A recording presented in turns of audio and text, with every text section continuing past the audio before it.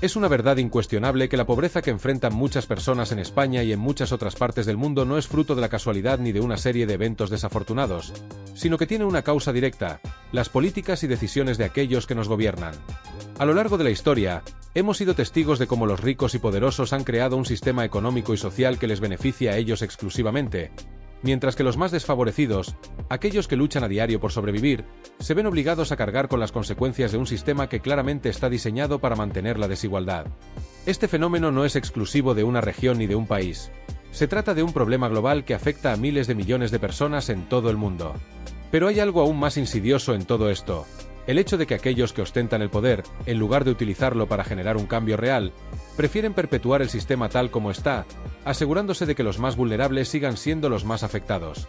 Y es aquí donde entra el papel de los asesores políticos, quienes, desde sus cómodas oficinas en la Moncloa, diseñan estrategias y políticas que solo benefician a la élite, mientras que los más desfavorecidos siguen siendo sometidos a la precariedad y la injusticia. Lo más triste de todo es que no se trata solo de una cuestión económica, sino también de una cuestión moral y ética. Los ricos, que ya gozan de enormes privilegios y riquezas, no tienen que hacer un solo sacrificio para mantener sus posiciones. En cambio, los pobres son los que cargan con el peso de este sistema. Se les pide que sigan adelante, que continúen trabajando y consumiendo, mientras los que tienen el poder se enriquecen aún más a expensas de su sufrimiento. El verdadero costo lo pagan aquellos que no tienen las mismas oportunidades, los que ven cómo sus esfuerzos diarios no se reflejan en una mejora significativa en su calidad de vida. La gran pregunta es: ¿hasta cuándo vamos a permitir que esto siga ocurriendo? Pero hay algo que preocupa aún más en este panorama, algo que va más allá de la pura economía. Se está utilizando la política y las ideologías como un medio para manipular a la población, para distraerla de los verdaderos problemas. Un claro ejemplo de esto es el uso del feminismo como herramienta política. Un concepto tan noble y necesario, que lucha por la igualdad de género, ha sido distorsionado por aquellos en el poder para atacar a los hombres y deslegitimar cualquier intento de avanzar en la equidad. En lugar de centrarse en los problemas reales que enfrentan las mujeres y otros sectores de la sociedad, se ha utilizado como un arma para dividir y crear confrontación, para desviar la atención de los verdaderos problemas y generar caos en la sociedad. Mientras tanto, figuras políticas como Isabel Díaz Ayuso, presidenta de la Comunidad de Madrid, se presentan como defensoras de un cambio, como figuras que supuestamente están luchando por el bienestar de todos. Pero la realidad es muy distinta. Ayuso, en lugar de centrarse en resolver los problemas reales de los madrileños, ha optado por un discurso populista y vacío, que no hace más que agitar las aguas sin ofrecer soluciones efectivas. En lugar de implementar políticas que beneficien a la mayoría, ha optado por confrontar, por atacar a aquellos que piensan diferente, y por defender un sistema que claramente está diseñado para mantener el status quo. Uno de los aspectos más preocupantes de su gestión es la forma en que ha manejado la sanidad pública. Durante la pandemia, cuando la vida de miles de personas estaba en juego, la falta de acción y la ineficacia de las medidas implementadas fueron evidentes. Más de 7.000 personas mayores fallecieron solas, sin recibir la atención médica que necesitaban, sin medicamentos para aliviar su dolor y, lo peor de todo, sin dignidad. Estas muertes no fueron solo un accidente o una consecuencia inevitable, fueron el resultado directo de la negligencia de aquellos en el poder que, en lugar de centrarse en salvar vidas, se centraron en proteger sus propios intereses y los de los grupos con los que tienen acuerdos. En lugar de asumir responsabilidades por estos actos, Ayuso ha optado por seguir adelante como si nada hubiera pasado, ignorando las demandas de las familias afectadas, y sin tomar ninguna medida para corregir las políticas que permitieron que esto ocurriera. En vez de buscar una mejora en el sistema de residencias para mayores, sigue defendiendo un modelo que favorece la precariedad laboral de los trabajadores de la salud y los cuidados, mientras que los mayores son abandonados a su suerte. Esto demuestra una vez más que, para quienes están en el poder, los ciudadanos son solo números, y no importa cuánto sufran, lo único que importa es mantener el control y los beneficios económicos que obtienen de las políticas públicas. Además, la relación de Ayuso con grupos privados, como Quirón, es otro claro ejemplo de cómo la sanidad pública se ha convertido en un negocio privado. Durante la pandemia, se produjo una derivación masiva de pacientes a hospitales privados, lo que permitió a estos grupos empresariales engordar sus facturas a costa del sufrimiento de los pacientes. Este tipo de prácticas no son nuevas, ya que comenzaron hace años con las leyes aprobadas por el Partido Popular en 1997, y que han permitido que empresas privadas se beneficien enormemente de la sanidad pública, mientras que los servicios básicos para los ciudadanos se ven recortados y deteriorados. Por supuesto, no podemos olvidar el aspecto más personal de la vida política de Ayuso. A pesar de sus intentos de presentarse como una figura impoluta y ejemplar, su vida privada y sus vínculos personales no están exentos de controversia. El caso de su novio, un hombre acusado de fraude fiscal, es un claro ejemplo de cómo la corrupción y la mentira se entrelazan en su carrera política. Mientras ella se presenta como una defensora de la ley y el orden, su comportamiento y el de su entorno sugieren todo lo contrario. Ayuso, en lugar de actuar con transparencia y honestidad, ha optado por encubrir a su pareja y proteger sus propios intereses, incluso cuando esto ha significado mentir públicamente. La manera en que la presidenta maneja la situación con su novio es solo una de las múltiples manifestaciones de una falta de ética que se extiende más allá de esta instancia particular y que afecta a toda la estructura política del país. En este caso, su actitud ante las acusaciones de conducta criminal por parte de su pareja, un tema que de por sí ya representa una grave violación de la confianza pública, refleja una toma de decisiones que favorece la protección de su círculo íntimo en lugar de priorizar los intereses de la sociedad. A pesar de que las evidencias apuntan claramente hacia un comportamiento ilícito, ella ha elegido mantener una postura defensiva y proteger a su novio en lugar de hacer lo que sería esperado de alguien que ocupa un cargo público tan alto: la rendición de cuentas y el respeto por la ley. Esta actitud no solo es cuestionable desde el punto de vista moral, sino que también pone en duda su capacidad de tomar decisiones objetivas y justas para los ciudadanos a los que debería servir. La hipocresía se hace aún más evidente cuando consideramos su uso de la posición de presidenta para proteger a su pareja. Este tipo de maniobras, en las que se utiliza el poder para proteger a aquellos que deberían ser sometidos a la misma justicia que cualquier otra persona, muestra lo profundamente arraigada que está la corrupción dentro de ciertos sectores de la política española. No es una casualidad que, mientras el país atraviesa una crisis de confianza en sus instituciones, algunos de los políticos más influyentes continúan utilizando su poder para mantener el status quo, defendiendo sus propios intereses en lugar de luchar por el bienestar común. Esta actitud de defensa ciega de su novio, a pesar de las graves acusaciones en su contra, pone en evidencia que lo que realmente está en juego no es la justicia, sino el poder personal, el control político y la protección de un círculo de aliados que se benefician mutuamente a expensas de la población en general. En una democracia, se espera que los políticos actúen con la máxima transparencia y responsabilidad. Pero cuando los líderes eligen desoír las reglas del juego y se dedican a proteger a sus allegados y a desviar la atención de los problemas reales, están enviando un mensaje muy peligroso a la sociedad: que la ley y el orden solo se aplican a quienes no pertenecen a sus círculos de poder. La presidenta, al elegir hacer todo lo posible para proteger a su novio, está mostrando un desprecio absoluto por los principios de justicia y equidad que deberían ser la base de su cargo. No solo está demostrando un claro conflicto de intereses, sino que también está menoscabando la confianza de los ciudadanos en la integridad de sus líderes. Al final, lo que se está promoviendo no es una democracia basada en valores y en el cumplimiento de la ley, sino una plutocracia que solo favorece a quienes están en el poder. Es este tipo de acciones las que alimentan la creciente desconfianza hacia la política y los políticos en España. Cada vez es más evidente que aquellos que ocupan cargos de responsabilidad no tienen ningún interés real en abordar los problemas que afectan a la mayoría de la población. En lugar de priorizar políticas públicas que busquen una mayor equidad, justicia social y mejora de las condiciones de vida de los ciudadanos, lo que observamos es una tendencia cada vez más marcada hacia la protección de intereses personales y de élites. La política se ha convertido en un campo de batalla donde los intereses privados de unos pocos priman por encima de los de la mayoría. Esto no es solo una cuestión de mala gestión o de errores políticos, es una cuestión de principios. La falta de responsabilidad, ética y empatía por parte de quienes tienen el poder es una muestra clara de que el sistema político actual está fallando, no solo en su misión de gobernar, sino en su deber de representar a la gente de manera justa y honesta. La situación se torna aún más grave cuando consideramos los efectos tangibles que tiene este tipo de actitud en la sociedad. Mientras la presidenta y otros políticos de su círculo continúan protegiendo sus propios intereses y los de sus aliados, el resto de los ciudadanos enfrenta una creciente desigualdad social y económica. Las políticas que favorecen a los grandes grupos económicos y financieros, mientras recortan derechos y servicios esenciales para la población, tienen consecuencias devastadoras para los ciudadanos más vulnerables. Mientras unos pocos disfrutan de la riqueza y el poder, la mayoría de los españoles se ve condenada a vivir con salarios bajos, a enfrentar la inseguridad laboral y a sufrir la falta de acceso a servicios básicos como la salud, la educación o la vivienda. Esta desconexión entre los líderes y el pueblo es una de las principales causas de la crisis de legitimidad que afecta a las instituciones políticas en España. El panorama político en España se ha oscurecido aún más en los últimos años, y la falta de responsabilidad y acción por parte de los responsables de la política pública es cada vez más evidente. En lugar de escuchar a los ciudadanos y trabajar para mejorar sus condiciones de vida, aquellos en el poder se han centrado en mantener su control y en asegurarse de que su estatus no se vea amenazado. Esto ha creado una situación insostenible en la que las élites políticas y económicas parecen vivir en una realidad paralela, desconectada de las necesidades reales de la mayoría de la población. Este es un sistema que perpetúa la desigualdad y la exclusión social, mientras que los responsables de la toma de decisiones siguen disfrutando de privilegios y beneficios que los ciudadanos comunes no pueden ni soñar alcanzar. Este es un problema estructural que va más allá de la corrupción individual o de casos aislados de mala conducta. El sistema político y económico en el que vivimos está diseñado para favorecer a unos pocos, mientras que la mayoría de la población queda atrapada en un ciclo de pobreza y desesperanza.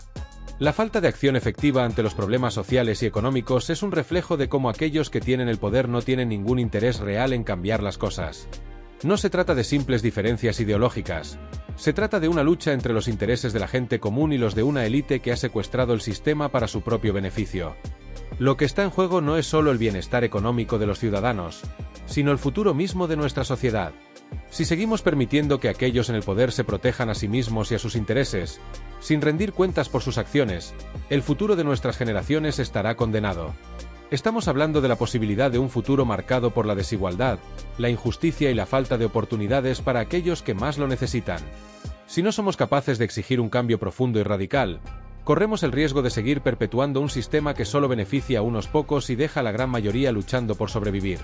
La única forma de evitarlo es tomando acción hoy, presionando por un cambio real, exigiendo que nuestros líderes se responsabilicen de sus actos y que trabajen para crear una sociedad más justa, equitativa y solidaria. Este no es solo un problema político, sino un desafío moral. La falta de ética en la política no solo afecta a la economía, sino que destruye el tejido social y el sentido de comunidad. Las decisiones de hoy determinarán si nuestros hijos y nietos vivirán en un país más justo o en uno donde los intereses privados continúan aplastando a la mayoría.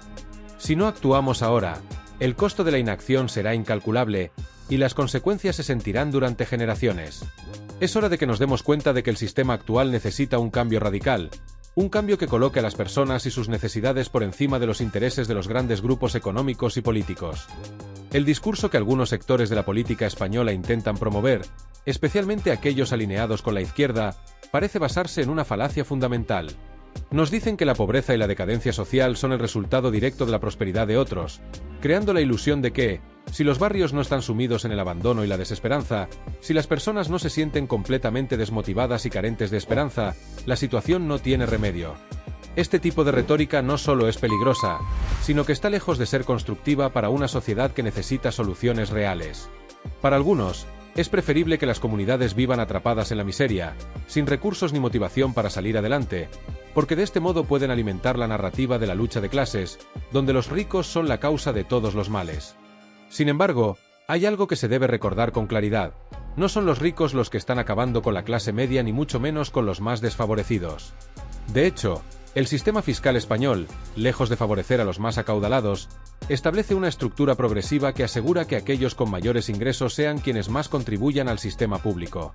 A mayor riqueza, mayor es la carga impositiva, lo que, en teoría, debe beneficiar a quienes más lo necesitan. Pero, más allá de la gratitud o el aplauso que los ricos merezcan o no, no podemos caer en la falacia de que el verdadero problema está en la acumulación de riqueza. Más bien, la verdadera cuestión es cómo se administra esa riqueza y qué se hace con los recursos públicos. Es evidente que el verdadero coste no lo representan los individuos con mayores recursos, sino las decisiones tomadas desde los cargos públicos. Cuando se ve que, por ejemplo, la administración de la Moncloa está alimentada por más de 1000 asesores y enfrenta gastos desmedidos, es imposible no cuestionar cómo se están utilizando los fondos públicos. Los viajes innecesarios de altos funcionarios, especialmente los de la vicepresidenta, quien tiene acceso a aviones privados como el Falcón para trasladarse por el mundo sin justificación alguna, son una muestra clara de lo que realmente está afectando a los ciudadanos. Estos viajes de lujo, con agendas vacías y pocas o ninguna medida que beneficie a la sociedad, son una clara demostración de la desconexión de la política con la realidad cotidiana del pueblo. La responsabilidad no debe recaer en los ricos, sino en aquellos que gobiernan y mal administran los recursos que todos aportamos. El contraste entre la actitud de quienes critican a los ricos y aquellos que, con sus políticas, mantienen un sistema de distribución desigual, es escandaloso. Mientras algunos miembros del partido Más Madrid, por ejemplo, acusan a los ricos de acumular propiedades, resulta curioso que uno de sus concejales posea 6 inmuebles. Esto no es un simple error de juicio, sino una manifestación del doble discurso que tan a menudo caracteriza a muchos políticos de izquierda, Por un lado, predican la igualdad, mientras que por otro, buscan obtener los mismos beneficios que critican en otros. La incoherencia entre sus palabras y sus acciones es palpable, y es precisamente esa incoherencia la que permite que sigan perpetuando su poder. Lo que verdaderamente importa en este debate, sin embargo, es que debemos centrarnos en las soluciones reales.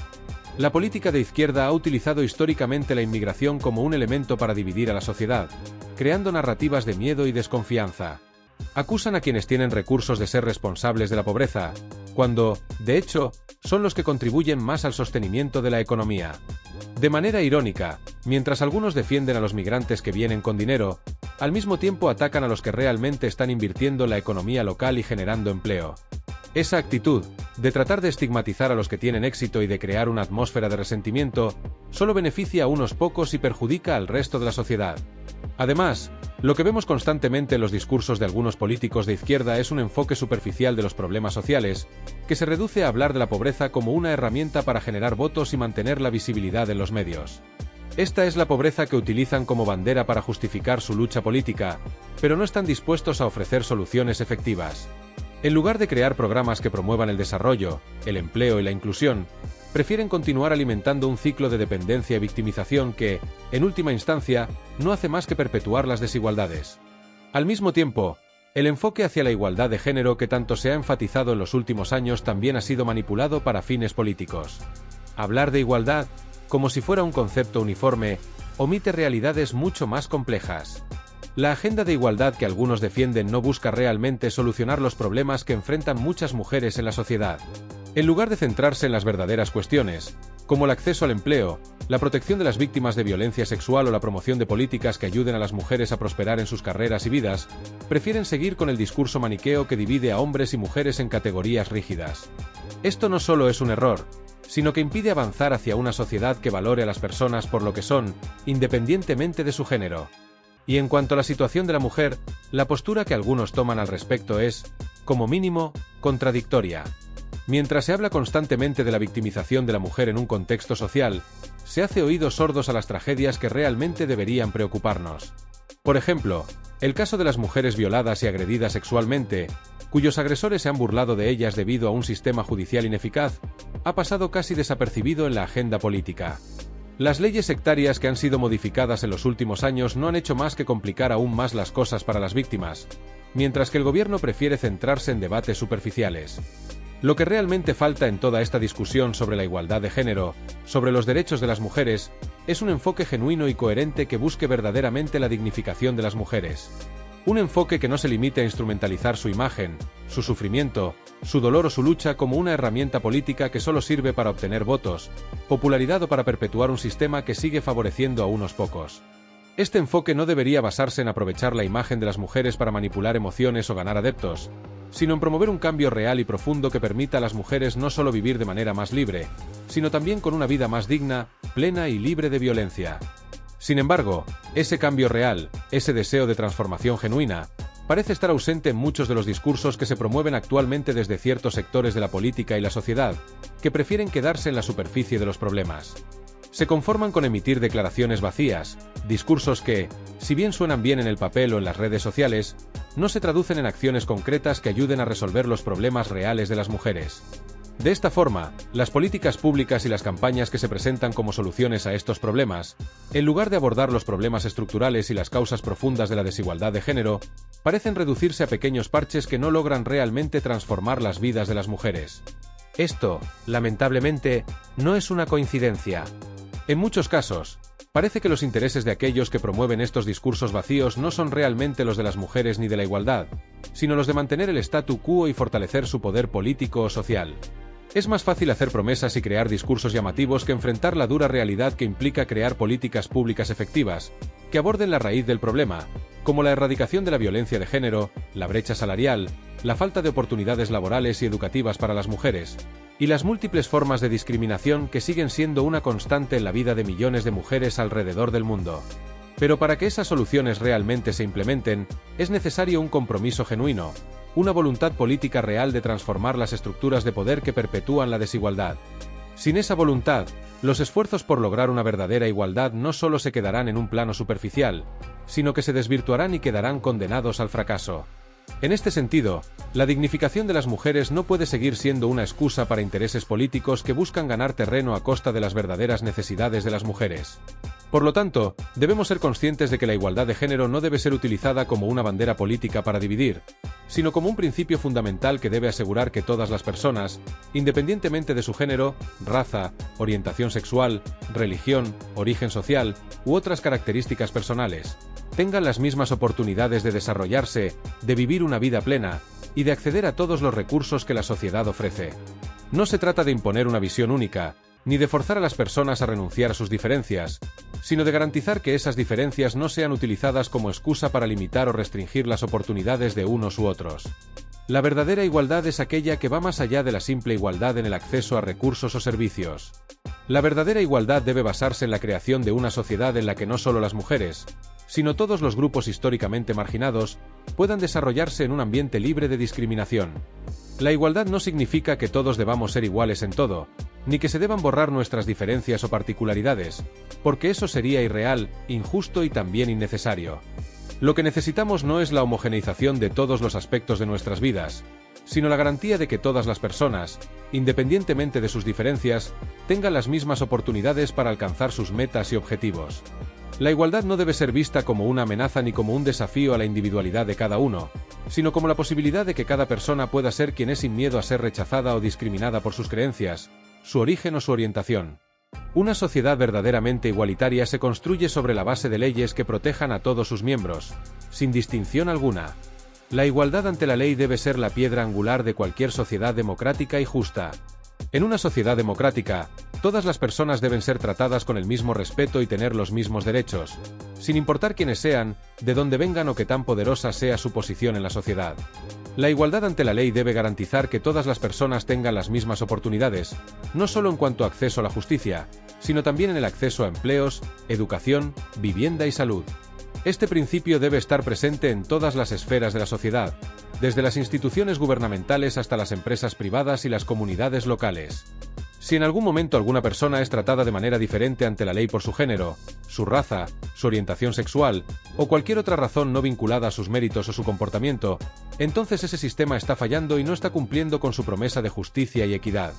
Es fundamental aclarar que la igualdad no implica que todos debamos ser iguales en todos los aspectos de la vida. La igualdad no consiste en hacer desaparecer nuestras diferencias, sino en asegurarnos de que esas diferencias no sean la causa de nuestra marginación, de nuestra exclusión o de nuestra discriminación. Lo que necesitamos es la posibilidad de ser quienes somos, de vivir nuestra vida de acuerdo a nuestras propias aspiraciones y sueños, sin tener que enfrentarnos a barreras o prejuicios que nos limiten en nuestro desarrollo personal o profesional. Lo que necesitamos es la garantía de que todos tenemos las mismas oportunidades para alcanzar nuestros objetivos, sin ser juzgados por características que no tienen nada que ver con nuestro valor como seres humanos. La verdadera igualdad es aquella que promueve la diversidad, que valora las diferencias y que busca garantizar que, sin importar nuestras particularidades, todos podamos vivir en un entorno libre de prejuicios y discriminación. Por tanto, es esencial rechazar la falsa retórica de la igualdad que algunos promueven, que solo busca dividir, crear conflictos y polarizar a la sociedad. Esta falsa igualdad se utiliza como una herramienta para generar enfrentamientos, para sembrar desconfianza entre los diferentes grupos de la sociedad y para desviar la atención de los problemas verdaderamente importantes. Esta retórica es peligrosa porque, en lugar de construir puentes, lo que hace es cavar fosos entre las personas, enfrentando a unos con otros y alimentando el resentimiento y la desconfianza. Lo que se necesita es un enfoque inclusivo, que busque construir una sociedad en la que todas las personas, sin importar su género, raza, orientación sexual o cualquier otra diferencia, puedan convivir en armonía y tener acceso a las mismas oportunidades.